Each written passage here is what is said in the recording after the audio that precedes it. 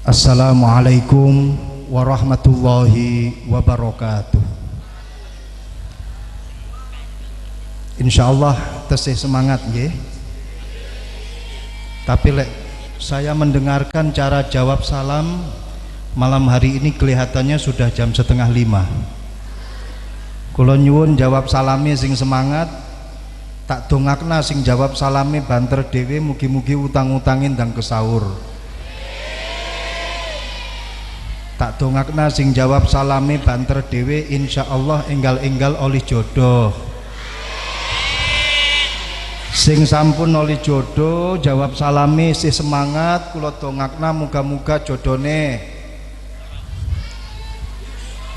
tambah, maksudnya mugi-mugi tambah istiqomah, keluargane tambah sakinah, mawaddah, rahmah, rezekine tambah sawah, tambah sepeda, tambah omah, tambah mama.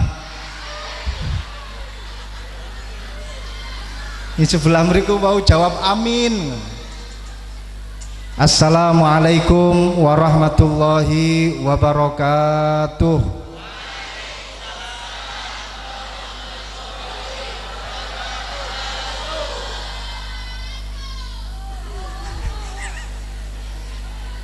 Niki menjadi pertanda Beb, kalau yang hadir itu rata-rata jomblo-jomblo fisabilillah.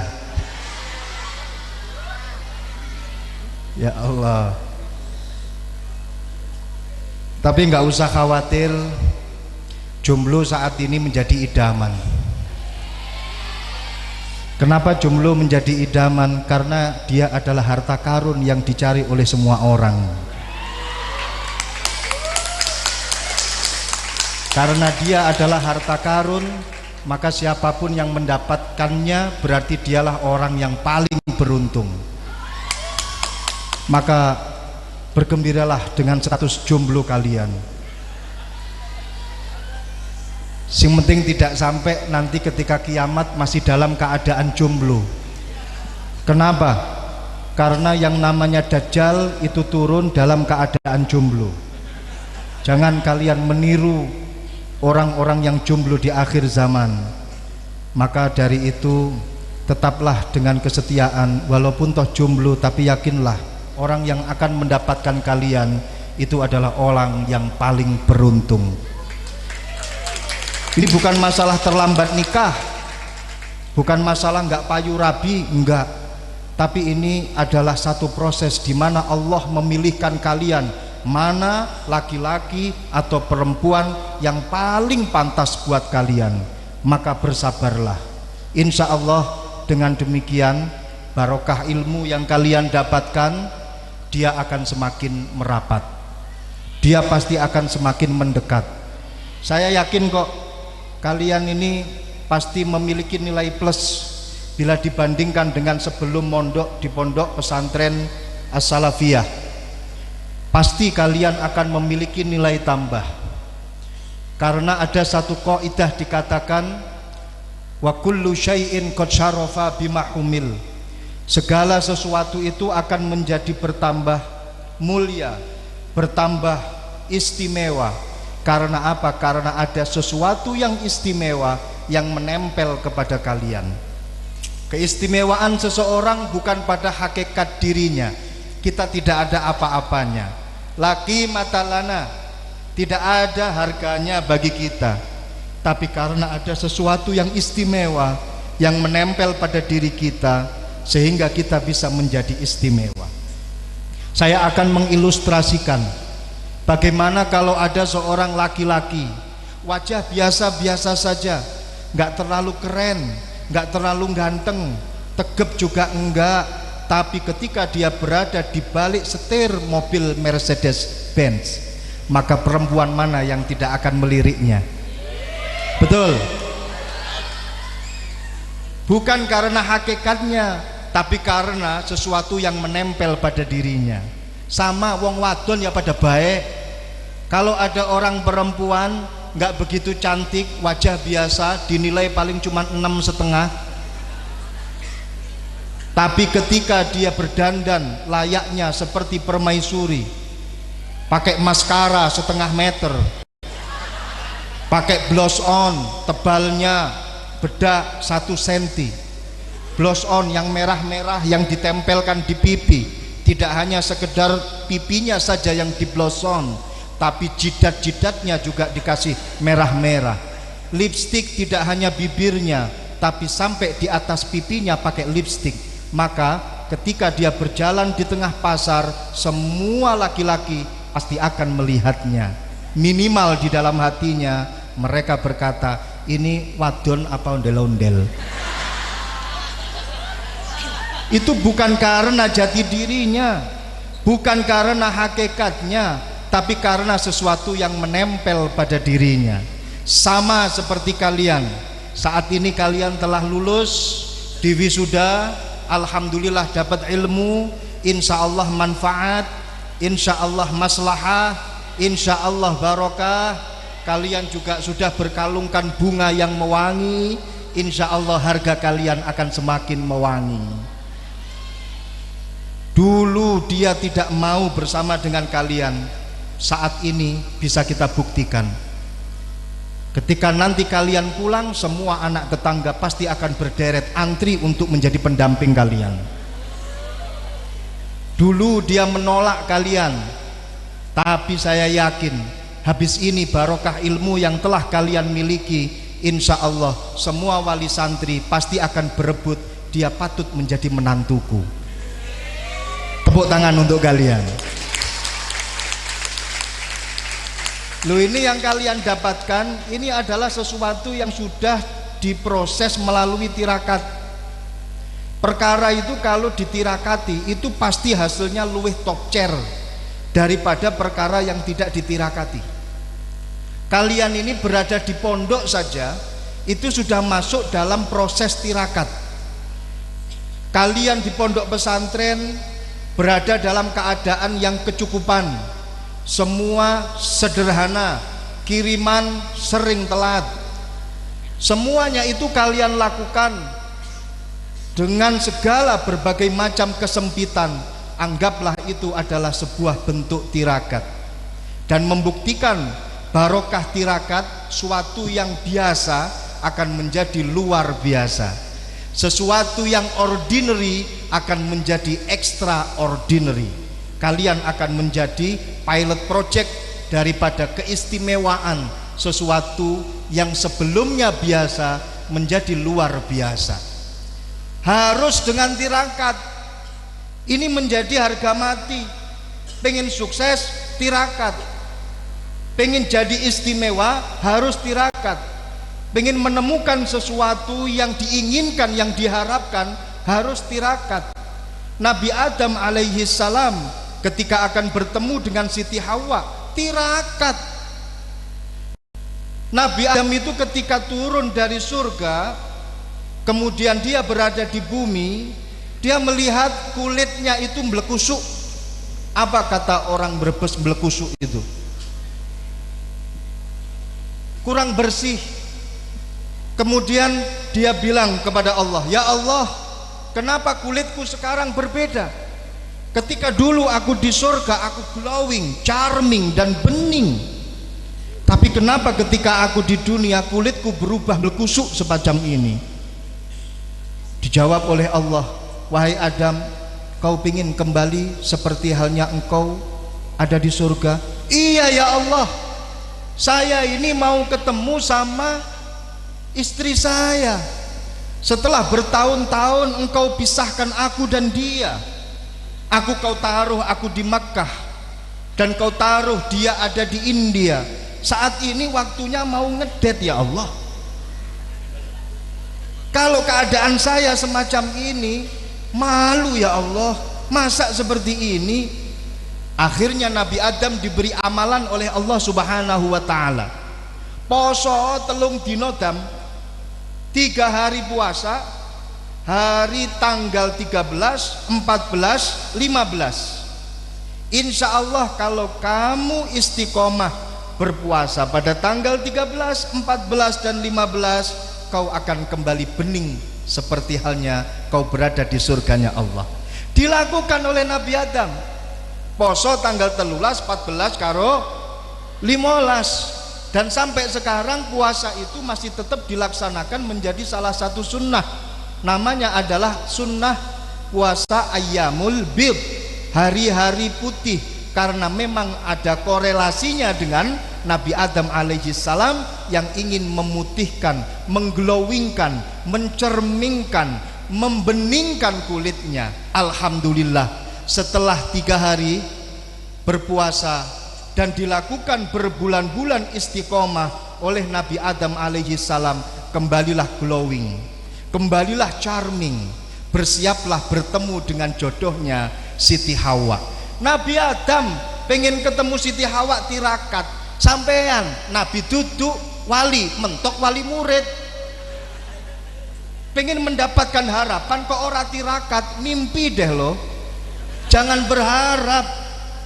Nabi Musa saja ketika akan mendapatkan kitab Taurat puasa 40 hari di gunung Turisina, Nabi Musa alaihi salam ini akan bertemu. Ketika Nabi Musa ingin bertemu dengan Allah sebelumnya puasa, Nabi Musa sebelum mendapatkan kitab Taurat berpuasa 40 hari. Nabi Musa, kalian pengen lulus dapat ijazah kok nggak mau tirakat, mimpi deh lo. Yang namanya kesuksesan itu harus diraih dengan yang namanya tirakat. Maka ketika kalian merasa tidak sukses, merasa tidak mampu mendekatkan si dia, jangan khawatir. Insya Allah tiru apa yang dilakukan oleh para nabi, tiru apa yang dilakukan oleh para kekasih Allah, tirakatlah. Insya Allah dengan tirakat sekali tembak dia pasti akan merapat, nggak usah khawatir. Santri kok, santri kalah rupa menang dongo, walaupun toh wajah pas-pasan tapi doa harus luar biasa. Ini yang namanya santri, karena dengan doa ketika membaca Allahumma ja'al nura Yusuf fi wajhi waman ro'ani ahabbani, atau oleh sampeyan diganti waman ro'atni ahabbatni, ganti begitu, pokoknya kalah rupa menang dongo. Jadi ini santri, kalian tidak boleh merasa hilang rasa percaya diri. Saya tegaskan, santri harus memiliki rasa percaya diri. Kalian punya tirakat, kalian punya doa, dan bahkan kalian adalah satu-satunya anak didik yang masih tetap sambung dengan para guru-guru kalian. Berbeda nyuwun sewu dengan lembaga-lembaga yang lainnya, lembaga-lembaga pendidikan yang lainnya. Jarang kita itu menemukan ada seorang guru kirim hadiah Fatihah kepada sahibu hadal kitab IPS, ila hadrati sahibu atau muallif hadal kitab fisika, muallif hadal kitab kimia, muallif hadal kitab matematika, dan lain sebagainya. Kita tidak pernah mendengarkan apa yang terjadi di pondok pesantren ila hadrati Abi Suja Al-Asfihani, ila hadrati Muhammad ibn Malik Al-Andalusi, ila hadrati Al-Imam Al-Ghazali, ila hadrati muallif kitab. Ketika kitab tersebut akan dibaca, selalu dikirimi hadiah Fatihah terlebih dahulu. Betul? Betul? Di sini sama, di Lirboyo juga semacam itu, di Salafiyah juga sama, di Gedongan juga sama, di pondoknya Habib Saleh juga sama, semuanya sama. Ini menjadi apa? Satu pertanda kalau yang namanya santri itu memiliki silsilah dan sanad yang sambung tidak terputus bibarkatid doa. Silsilah dan sanad yang dimiliki oleh santri ini menjadi satu pertanda dia akan selalu bersama, didampingi oleh para guru-gurunya. Itu mungkin hal yang biasa, ya mesti sanad sama silsilah, itu pasti dia akan bersama dengan guru-gurunya. Saya di sini akan coba memikirkan, membuka pemikiran kalian. Kenapa para kiai-kiai kita zaman dahulu itu menamakan rantai persambungan antara murid dengan guru itu dinamakan dengan silsilah. Silsilah. Ada silsilah keilmuan, itu berarti sambung rantainya tentang hal keilmuan. Ada silsilah nasab, itu berarti sambung rantai tali kenasabannya. Kenapa kok poro kiai, poro ulama memakai istilah silsilah? Kok enggak hablun? Hablun itu tampar, tapi kalau silsilah itu artinya adalah rantai. Hablun tampar, tapi kalau yang namanya silsilah itu artinya adalah rantai. Nilai filosofinya berbeda. Kalau yang namanya tampar itu pasti fleksibel, tapi kalau yang namanya rantai itu kuat dan tidak boleh terputus. Rantai itu kalau terputus nggak jadi rantai. Kalian menemukan satu plungkeran rantai tergeletak di pinggir jalan, apakah itu dinamakan dengan rantai? Bukan, besi. Tapi kalau kalian menemukan 1 senti, 2 senti tali tampar, tali tambang, itu kamu menamakan apa? Tambang. Makanya yang dinamakan dengan rantai itu harus tersusun, nggak boleh terpisah. Seorang santri bersama dengan para guru-gurunya, selama dia masih tersusun secara rapi, berarti dia masih memiliki silsilah. Kalau dia sudah i'tirad qalbuhu anhu, berarti dia sudah tidak punya yang namanya silsilah. Makanya di dalam satu kaidah tasawuf dikatakan, man sahiba syaikhan minasyuyuhi summa i'tarada qalbuhu anhu faqad fasada aqdus suhbah wa wajabat alaihi taubah. Barang siapa yang pernah bertemu, belajar dengan seorang guru, dan suatu ketika di dalam hatinya ada rasa i'tirad, ah kiaiku kok begini, ah guruku kok begini, ah kok begitu dan begitu, maka fasada aqdus suhbah, rusak hubungan pertemanan, rusak hubungan suhbah antara dia dengan gurunya. Wa wajabat alaihi taubah, dan wajib atasnya untuk bertaubat. Kenapa sampai dikatakan wajabat alaihi taubah? Karena menurut ba'dul ulama, al-khuruju min suhbati syekh hadza minal kabair. Masya Allah. Sebagian ulama mengatakan keluar dari suhbahnya seorang guru ini adalah termasuk minal kabair, kama qala ba'dus salaf. Maka dari itu, yang di tangan kalian itu ijazah itu insya Allah menjadi bukti silsilah kalian dengan guru-guru kalian dan juga para muallif insya Allah tetap sambung. Amin. Nilai filosofinya bagaimana? Silsilah itu kalau digantung, ketika yang atas itu digoyang, yang bawah kira-kira ikut goyang apa enggak? Goyang apa enggak? Makanya ketika yang atas itu berdoa, yang bawah kita ini pasti akan mendapatkan sababan barokah doa para guru-guru kita.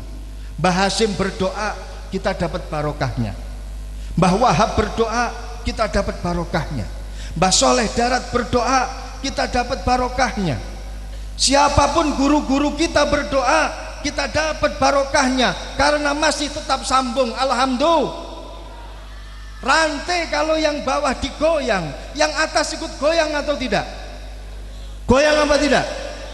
Ketika kalian berdoa, jangan khawatir, Mbah Hasyim dengar dengan doa kalian. Ketika kalian berdoa, nggak usah khawatir, Mbah Kiai Makmun berdoa juga untuk kalian. Ketika kalian berdoa, nggak usah khawatir, para guru-guru kita akan ikut menambahi dengan doa yang dahsyat. Kenapa? Karena masih rantai bersatu, yang bawah bergoyang, yang atas juga ikut yang atas kemudian digoncang, kira-kira yang bawah ikut tergoncang atau tidak? Ikut apa enggak? Makanya muncaan orang Madura jadan badan di tangguru. Paham? Paham? Beda sih dari Madura. Ada gitu. Makanya kata orang Madura, jangan macam-macam dengan guru, jangan macam-macam dengan kiai. Kenapa? Sekali kau goncang kiai, kami sebagai santri nggak akan terima.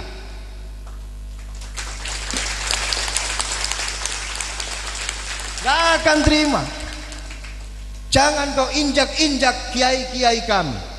Makanya ketika Joko Tingkir dilok ning ngombe dawet, jo dipikir nggarai mumet, santri gak terima.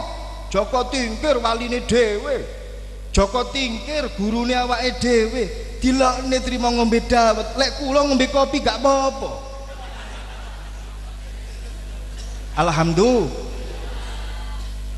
Gak bisa. Dulu pernah satu kejadian di Rembang, Pondok Kasingan, yang pada waktu itu diasuh oleh Mbah Kiai Khalil, Kasingan Rembang. Suatu ketika ada pagelaran wayang, di mana judul pagelaran wayangnya atau lakonnya itu adalah Matine Gusti Pangeran Gusti Allah. Ono wayang judule Matine Pangeran Gusti Allah. Sing dadi lakon wayang ono Mbah Hasim, Mbah Wahab, Mbah Bisri, bahkan sampai ada Mbah Khalil. Dijadikan wayang, ditarungkan antara satu dan yang lainnya. Santri-santri Rembang, santri-santri Sarang ora trimo. Itu guru-guru kami. Kau permalukan, kau nistakan seperti itu, maka kami sebagai santri ora trimo. Dia berabrik nyun sewu karena ada unsur penistaan terhadap kiai di dalamnya. Ketika yang bawah, rantai bagian bawah selama tersambung itu kemudian digoncang dengan fitnah, digoncang dengan musibah, kira-kira yang atas ikut bergoncang atau tidak? Ikut apa tidak? Makanya jadi santri nggak usah khawatir. Ketika kalian digoncang dengan musibah, digoncang dengan fitnah, ketika kalian mengangkat tangan, guru-guru kita yang masih tersambung dengan kita nggak akan tinggal diam. Ya Allah, kuwi Pondok Salafiyah 2 gak mari-mari bangunane ya Allah. Insya Allah tahun ngarep dadi kabeh. Nggak akan tinggal diam Mbah Kiai Makmun, nggak akan pernah tinggal diam para sesepuh-sesepuh kita. Makanya jadi santri, kalian tidak hidup sendirian. Kalian harus punya rasa percaya diri. Selama kalian masih bersambung dengan guru-guru kalian, maka kalian harus memiliki rasa percaya diri. Saya tidak hidup sendirian, saya bersama dengan guru saya. Guru saya selalu menyertai saya. Nah kok santri orang duwe rasa percaya diri, ndledek. Kata orang Kediri, santri ndeledek. Orang kalau sudah tidak punya rasa percaya diri, maka dia tidak akan bisa membuat suatu hal yang istimewa. Seperti yang dikatakan oleh Joy Namad, seorang pemain football dari Amerika yang terkenal pada tahun 1960. Joy Namad, pemain football, dia punya satu makalah. Amerika memang terkenal dengan footballnya, tapi bukan soccernya. Soccer itu menurut orang Amerika itu adalah sepak bola. Kalau di dalam British Inggris itu namanya adalah football, tapi kalau di Amerika itu namanya soccer. Amerika memang sejak tahun 1930 sudah mengikuti Piala Dunia, tapi sepanjang pertandingan Piala Dunia, Amerika paling mentok banter itu hanya masuk pada perempat final. Itu pun juga terjadi pada tahun 2002 ketika Piala Dunia dihelat di Korea Selatan dan Jepang. Kemarin tahun 2022 Amerika hanya masuk pada 16 besar. Ketika akan masuk ke 8 besar kalah tumbang oleh Belanda, yang pada akhirnya masuk final Argentina dan Prancis. Apapun yang terjadi, Argentina memang juara Piala Dunia, tapi Mbappe adalah pemilik daripada sepatu emas di Piala Dunia 2022 yang dihelat diktator. Ora apa-apa Argentina yang jadi juara satu, tapi piala sepatu emasnya dipegang oleh Mbappe, berasal dari Prancis. Saya hanya menghibur mereka-mereka yang mendukung Prancis walaupun toh kalah, tapi yang namanya jago itu hanya Prancis. Kenapa? Satu-satunya jersey timnas yang punya simbol ayam jago itu hanya Prancis, walaupun toh Argentina yang jadi pemenangnya karena Mbappe yang dapat sepatu emasnya. Messi hanya mendapatkan 7 gol, Mbappe 8 gol. Ketika final match yang namanya Messi itu mengegolkan 3 gol, 2 ketika match, 1 ketika tendangan penalti. Tapi Mbappe 4 gol, 3 ketika match digolkan sendiri, dan yang satunya ketika tendangan penalti. Apal, karena saya dulu taruhan sama adik saya Gus Nabil gitu. Kita kembali ke laptop. Mang Acung, saya tadi nyampe mana bicaranya? Saya kadang kalau bicara nggak terkontrol kayak begini. Dari mana Beb tadi Beb? Argentina. Kisah bal-balan sih kui Beb. Rantai, percaya diri. Joy Namat punya makalah yang dikatakan oleh Joy Namat, when you have confidence you can have a lot of fun. And when you have a fun, you can do amazing things. Apa artinya? Ayo, santri As-Salafiyah 2 sing jago bahasa Inggris, saparane bisa menerjemahkan apa ora? Yang bisa menerjemahkan saya kasih hadiah. Hadiahnya apa? Boleh pulang duluan sebelum pengajian selesai. When you have a confidence, when you have ing dalem nalikane anduweni sapa sira, a confidence ing rasa percaya diri, you will have asluhu. Kemudian dii'lal, willnya muqaddar, jadinya you'll have, kulibat nukilat fasra, you'll have mongko bakal anduweni sapa sira a lot of fun ing pirang-pirang rasa bunga. And when you have lan ing dalem nalikane anduweni sapa sira a fun ing rasa bunga, you can do mongko bakal iso nglakoni sapa sira amazing things ing pirang-pirang perkara kang bisa nggawokake apa mata ing sira. Iki lek gak santri gak iso iki. Jadi apa artinya kalian bereforia tepuk tangan ini, maksudnya apa? Artinya semuanya itu kembali kepada percaya diri, betul? Kalau orang itu sudah punya rasa percaya diri, dia pasti akan bahagia, betul? Kalau sudah bahagia, dia pasti akan bisa melakukan hal-hal yang istimewa, betul? Laka ceritane wong kelemar-kelemar membuat perkara yang istimewa.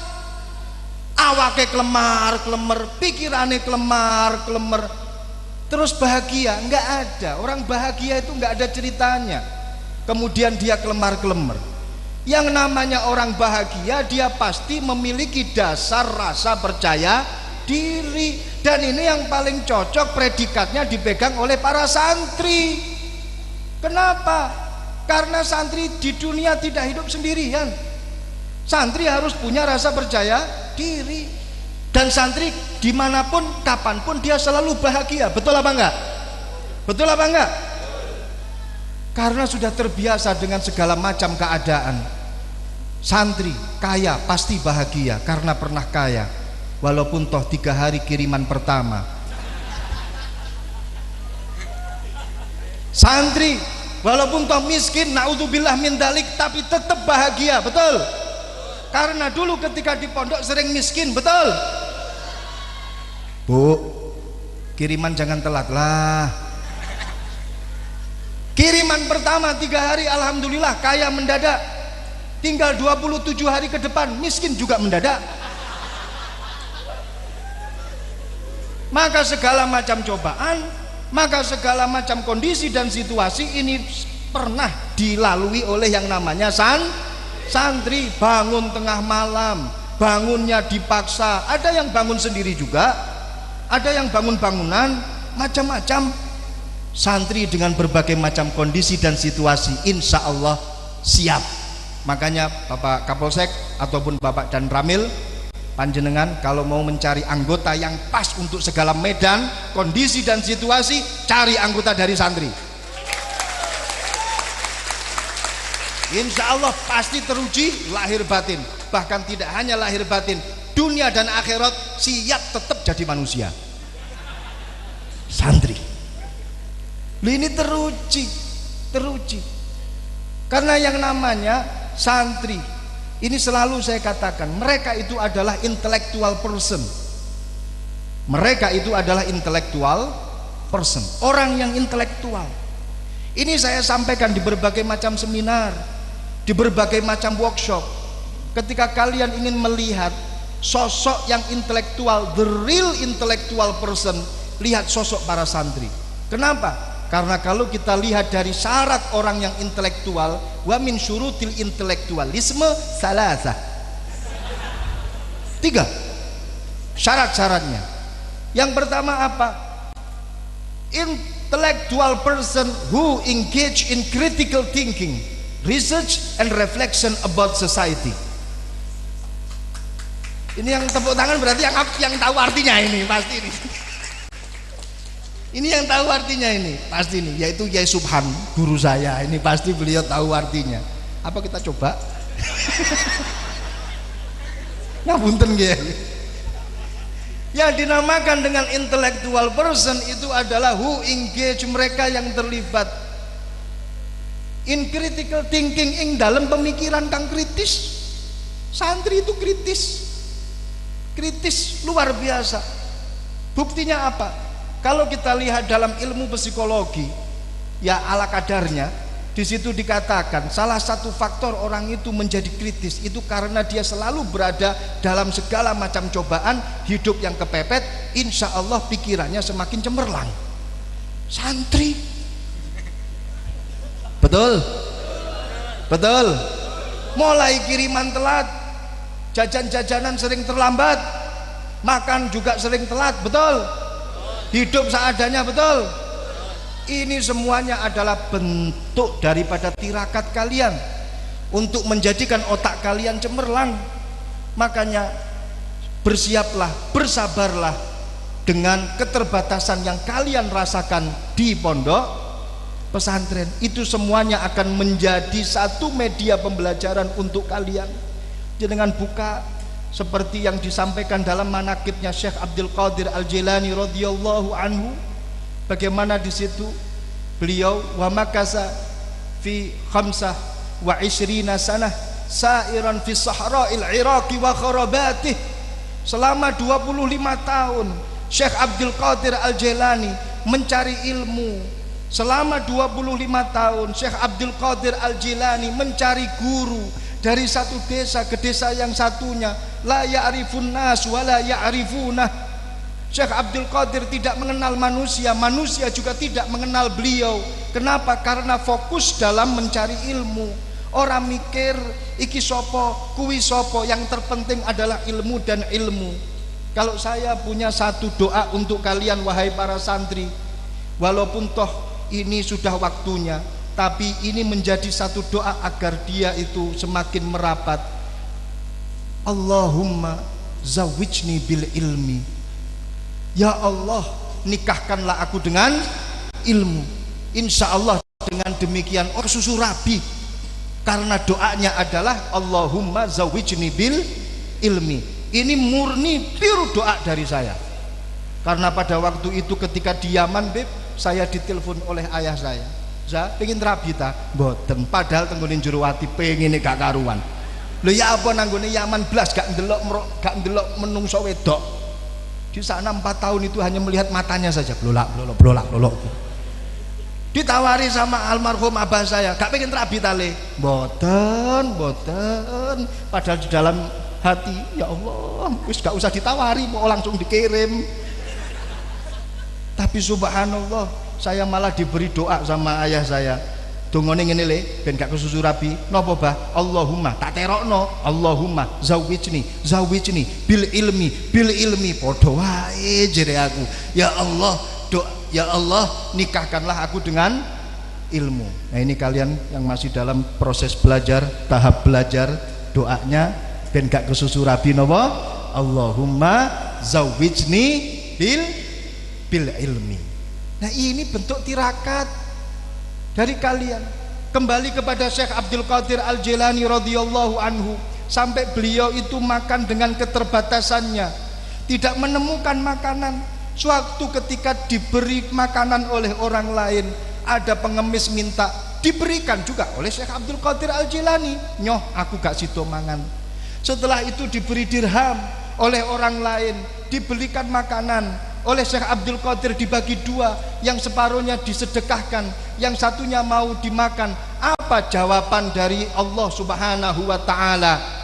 Melalui satu ilham bentuk suara, kuwi ngunut ya Abdul Qadir, perkara donya syahwatin donya kuwi dinggo hamba-hambaku sing lemah. Lek hambaku sing kuat, kuwi kuat nahan nafsune, kuat nahan hawa nafsune. Dibuang itu makanan oleh Syekh Abdul Qadir Al-Jilani, nggak jadi dimakan, langsung kembali lagi tirakat. Nah, kalian walaupun toh nggak seperti Syekh Abdul Qadir Al-Jilani, tapi itu semuanya bisa menjadi satu hikmah di mana kalian harus betul-betul berani untuk bertirakat ketika berada di pondok pesantren. Tirakat malam yadhuqa murrat ta'allumi sa'ah tadarru'a dullal jahli tula hayati. Barang siapa yang tidak pernah merasakan pahitnya belajar, maka dia kelak nanti di masa depannya dia akan berada dalam bayang-bayang kebodohan, tersiksa dengan kebodohan. Ini makolahnya siapa? Ini makolahnya siapa? Imam Syafi'i. Imam Syafi'i itu sampai mengatakan semacam itu. Malam yadhuqa murrat ta'allumi sa'ah tadarru'a dullal jahli tula hayati. Sapa wonge ketika belajar kok orang rasane susah, sok ngarepe bakal berada dalam bayang-bayang kebodohan. Itu Imam Syafi'i, bukan imam-imam kalian. Padahal Imam Syafi'i sekali baca langsung hafal. Umur 7 tahun hafal Quran, umur 10 tahun hafal Muwatta. Imam Syafi'i kalau membaca kitab halaman 9, halaman 10 ditutupi. Kenapa? Karena sekali lirik langsung hafal. Itu aja punya satu syair semacam itu. Merasa kesulitan. Sampai-sampai Imam Syafi'i mengatakan kepada gurunya, curhat, guru, syakautu ila waqi'in bisu'i hifdhi fa'awsani bitarkil ma'asi fa innal ilma nurullah wa nurullah la yu'ta lil 'asi. Imam Syafi'i sak pintere koyok ngono lho, Nduk. Itu aja pernah curhat kepada gurunya tentang apa? Kesulitan belajar, kesulitan dalam menghafal. Curhat kepada gurunya Imam Waqi', wahai Imam Waqi', kenapa aku ini punya pikiran kok dedel, punya otak kok dedel, saya menghafal ini kok sulit. Fa'ausani bitarkil ma'asi. Kemudian Imam Waqi', gurunya Imam Syafi'i, memberikan nasihat, jok ngelakoni maksiat yo iya, tinggalno perkara maksiat yo Syafi'i. Kenapa? Karena ilmu itu adalah cahayanya Allah. Wa nurullah la yu'ta lil 'asi. Dan cahayanya Allah tidak diberikan kepada orang-orang yang durhaka kepada Allah. Loh, Imam Syafi'i bermaksiat. Kira-kira bentuk maksiatnya apa? Gak sengaja. Menurut riwayat kisah tentang Imam Syafi'i, latar belakang kenapa beliau ini kok curhat kepada Imam Waqi', karena dia tidak sengaja ningali kentole wong wedok, ora sengaja. Itu Imam Syafi'i. Nek sampean kira-kira ketika ningali kentole wong wedok, kentol ngerti nggih? Betis. Sampean kalau melihat betise wong wedok sing buwening kira-kira nang jero ati apa? Munggah, munggah, munggah. Nggih napa nggih? Kentol iki bahaya lho, Jo. Wong delok kentol iki bahaya. Tenggone kitab Mala'ainul Ra'at nggih sing ditulis kalih As-Sayyid Muhammad Alwi Al-Maliki. Salah satu ya Allah ciri-ciri hurun N bidadari sing ana nang nggone surga. Ciri-ciri yang istimewa yang dimiliki oleh hurun N itu disebutkan apa? Betise mencorong bening sampai ketok sungsume. Krana napa? Ternyata wong kuwi lek wis ndelok betis mesti dongane pengen munggah. Ayo sing lanang jujur napa mboten?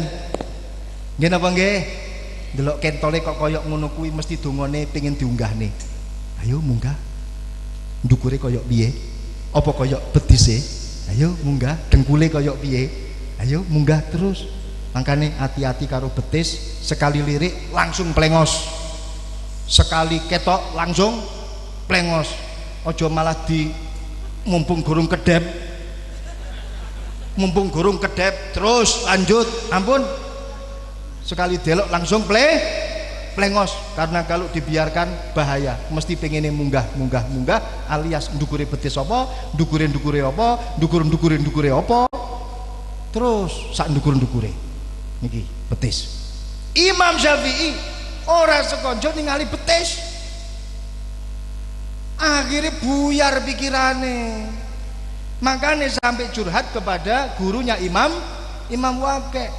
Jadi kembali lagi kepada tirakat yang ada di dalam diri kalian, itu semuanya adalah proses pembelajaran dalam rangka untuk meningkatkan kualitas intelektual kalian.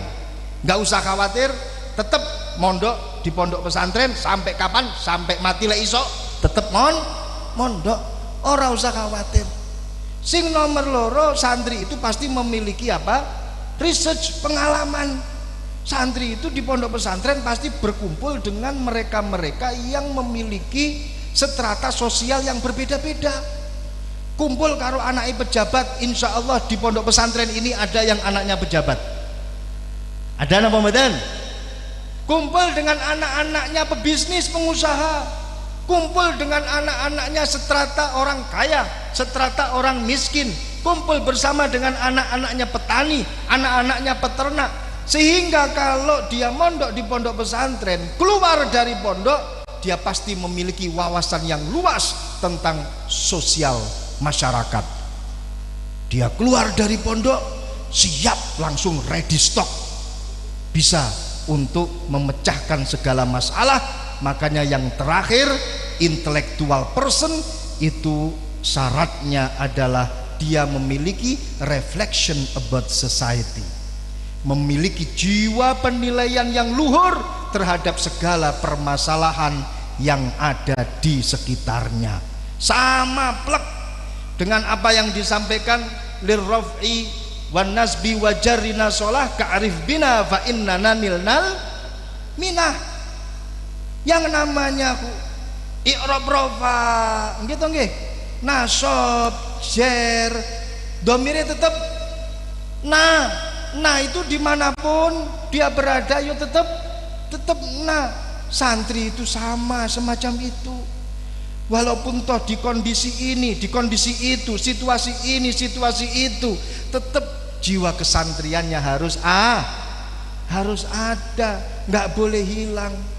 Saya dulu pernah diberitahu oleh beliau Allah yarham Mbah Kiai Imam, yaitu abah saya sendiri, le dhisik mbahmu kuwi tahu dawuh ngene, pripun Mbah, awakmu elo ana iline banyu tapi aja sampai kegawa karo aruse banyu. Paham niku njenengan? Kalian ikuti kemana air itu mengalir, tapi jangan sampai kamu itu terbawa arusnya air. Kita eling-eling terus, dan luar biasanya ternyata petuah dari Sunan Kalijogo itu juga ada yang seperti itu. Apa petuah dari Sunan Kalijogo yang terkait dengan mengalirnya air? Masya Allah, di situ kita diberi petuah alining ngalire banyu, ananging ojo melu karo aruse banyu. Kamu ikuti itu alirnya air, tapi jangan sampai terbawa oleh arusnya air. Udaning sucining gandaning Kanjeng Nabi, kamu harus tetap memiliki satu prinsip, yaitu berpegangan dengan dawuhnya Rasulullah Sallallahu Alaihi Wasallam. Di era milenial ini, santri menjadi satu faktor, satu setar pertama yang utama untuk berada di barisan depan, memberikan perubahan yang lebih baik untuk masyarakat yang ada di sekitarnya. Ini santri. Dulu itu yang namanya pondok pesantren itu tidak hanya untuk transformation of knowledge. Yang namanya pondok pesantren itu menjadi satu center of civilization. Pondok pesantren itu menjadi pusat untuk perubahan dan pembangunan peradaban. Pembangunan negara pada waktu itu dilakukan oleh para kiai, oleh para ulama, itu bermula dari pondok pesantren. Makanya ini insya Allah yang kalian dapatkan tidak hanya sekedar ilmu, tapi juga modal untuk merawat jagat, membangun peradaban, dimulai dari santri pondok pesantren As-Salafiyah. Ini kelihatannya tepuk tangannya meriah, berarti harus segera selesai apa yang saya katakan. Alhamdulillah, matur suwun sudah mau mendengarkan ocehan-ocehan kawula. Kalau ada salahnya, saya mohon disepuro, karena di sini ada guru-guru saya, ada Kiai Umar Mahmud, beliau ini dari Gedongan, kakak kelas saya, pernahnya paman saya. Ini tadi panitia salah teknis, saya yang junior disuruh untuk berbicara. Maka dari itu kalau ada salah dari yang junior, tolong dimaklumi dan tolong salahkanlah yang senior. Kenapa yang senior ada, yang junior malah disuruh berbicara? Selamat kepada para wisudawan, wisudawati, para mutakharrijin, mutakharrijat, ilmu manfaah, ilmu maslahah, ilmu barakah. Insyaallah untuk kita semua putra putri panjenengan para rawuh, mugi-mugi dadi putra putri sholihin sholihat, minal ulama ar-rasyidin, minal ulama al-amilina bi ilmihim, amin amin ya rabbal alamin, wal afu minkum. Wassalamualaikum warahmatullahi wabarakatuh. Waalaikumsalam warahmatullahi wabarakatuh.